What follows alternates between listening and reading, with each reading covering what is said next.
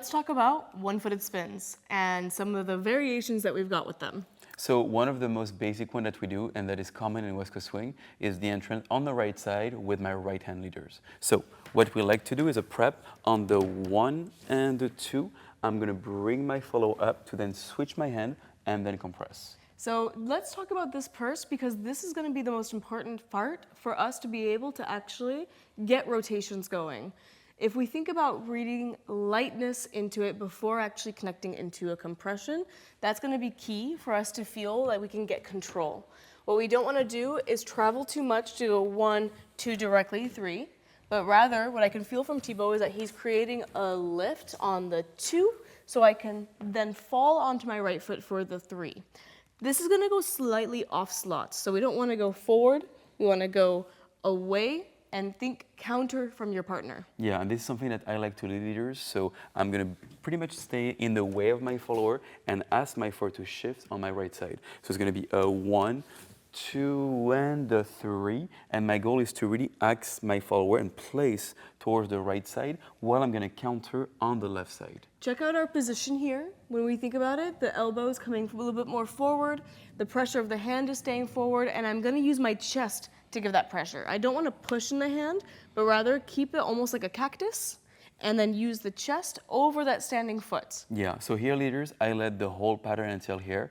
I'm still leading, but I'm gonna wait for my follower to give me the signal to go into the full one-footed spin. That signal is gonna be me transferring my weight over my right foot and kicking with my left leg open to close. That's going to immediately start to give us some momentum to start rotation. As soon as I feel like this prep is happening and the closing of the body, left side of the body is happening in my follower, that's when I'm going to start to rotate, but the pulse is only going to happen on the second rotation, right? I want to make sure I'm using the momentum from my follower of the push and also the rotation and not directly going with my arm. So I'm very careful to be organic in my movement. If it's very quick, I will be able to use my body with my arm a bit faster because the momentum is quick. If it's slow, you need to make sure you're waiting for the signal before pushing. Yes. Yeah? If we actually show you from this side. So we have a 1, 2, lift up into the compression. Followers, right now I'm kind of split weights. I'm gonna then push my body over my right side, then collect left side into right. So the position's gonna go from here. I'm going to expand as I transfer and then straighten the right leg, closing the left arm and left leg in towards the center, keeping this hand exactly where it is. Yeah. Now, if we actually talk about the changing of hands. Yeah, so my goal leaders, when I'm gonna place, my thumb is gonna face up and I'm gonna prep this way. I'm gonna have a switch of my hand with my thumb facing down directly and I'm gonna stay in this direction for the turn. So you're gonna have to switch your hand in this position to then be able to give the rotation. So if we do it together very slow, we are here. We're gonna then go into a switch of the hook. So as you can see leaders, I was in this direction. I'm gonna switch, then hook. The 2 fingers, so middle finger and ring finger, will be the one connecting and leading the turn. So what's happening here next is we're gonna open up towards the front. That's gonna be the start of the rotation. Our hand is now in the good position. I wanna make sure I have my wrist slightly angled open and I wanna create a little bit of a curve in my fingers. Don't grab on, just create almost like you're holding onto a bar. That way your leader has some space to be able to turn inside of that space. Yeah, and we go From into here, it. it goes into the turn, keeping that nice and flexible. And if you can see that my arm is also creating a little bit of this, right?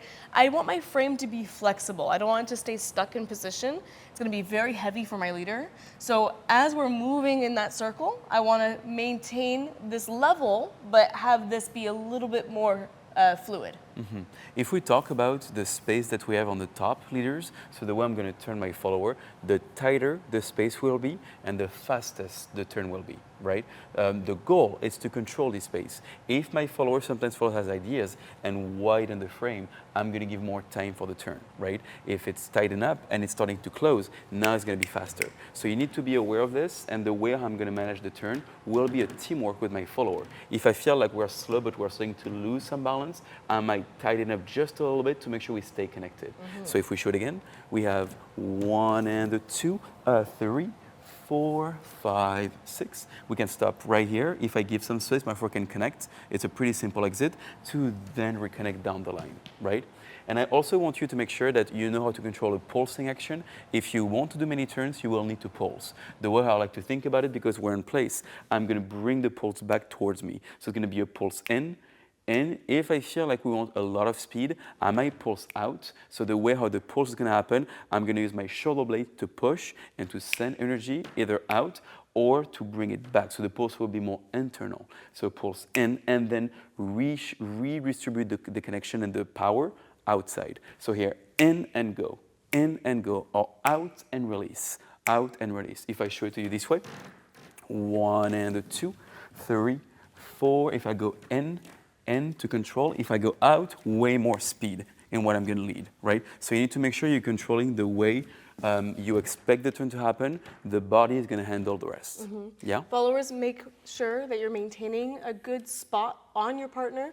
There are some followers that will spot the front or the audience, wherever that may be, but for me personally, I don't do it that way just because I want to make sure that if my leader decides to change anything at any point, my attention is directed to them. So if they decide to grab the arm halfway through or they try and duck me halfway through, I've already have my energy on them versus externally. But I typically will spot where the pulse goes. So if that pulse is happening most of the time internally, then that also helps me to create a faster rotation. But if I spot away from the pulse, which would be a little bit weird, it might look like this. So if he's pulsing in and I spot out, it's really hard to control. So I typically will try to move my head with the pulse. Yeah. And last one for you leaders, I want you to think about being grounded when you lead those turns. You don't want to feel like the upper body is disconnected. Every time I'm pulsing or I'm adding a bit more power or lead to my turn, I want to make sure I'm really grounded and I'm using my feet as the base to then move my upper body, right? It's not gonna be just my hip. I'm really gonna push on the floor. If it's very slow, you're gonna see my body moving. If it's very fast, it's gonna be really quick weight transfer, but it's always staying connected towards the floor, yeah? All right, I think we're going to show you a few variations with music. You'll be able to practice this, and now it's your time to go.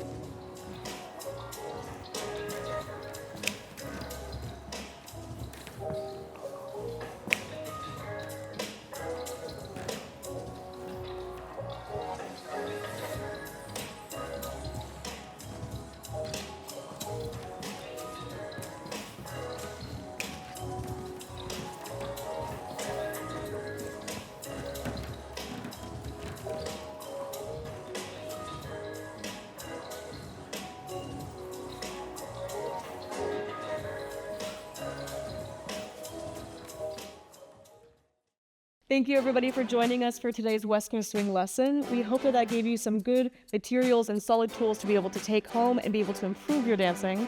Remember, everything that we have here is completely free because we believe that good dance education should be available to everybody. But now, if you're ready to take your dancing to the next level and deep dive into technique and get full structure classes, you can join our online classes program. We have a full library waiting just for you. Yes, you can check that out at thibautnicole.com, or we'll also link it down in the description below.